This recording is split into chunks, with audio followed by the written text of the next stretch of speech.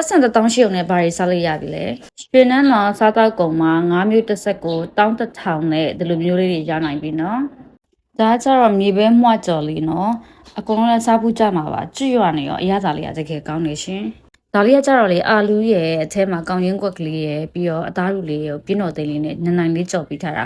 ဒါလေးတကယ်အရသာကောင်းနေအပေါ်မပြောဒီအာလူးကြော်လေးတော်တော်လေးကောင်းနေရှင်ကျမကအာလူးကြော်ပဲရွေးစားတာပါနော်အာလူးကြော်ပဲကြိုက်တာမို့လို့သူ့ရဲ့အရသာလေးမီချိုအာလူးကြော်အရသာမျိုးကိုတကယ်မိရရှင်ဒါကတော့လေကျမတို့ငငယ်ကစားနေတဲ့စက်ကြာမှုပေါ့နော်ကျမတော့ငကိုတွေကအဲ့မျိုးလေးတိတ်မကြိုက်တတ်ဘူးဆိုတော့လေဒါကတော့မြည်ကြည့်တာပေါ့နော်အရသာလေးဘယ်လိုနေလဲဆိုတာကောင်းပါလေရှင်ဒါကတော့ကျမတက်ဝေးခွဲလို့မရတဲ့ကောင်းချင်းကွက်ကြော်မှမသိပဲဖို့ကြော်မှမသိပေါ့နော်သူကကောင်းချင်းကွက်ကြော်လို့ထင်တာပဲစားလို့ကောင်းတယ်နော်ဒါလေးကလေဆက်ဆက်ကလေးနဲ့ကျွတ်ကျွတ်ကလေး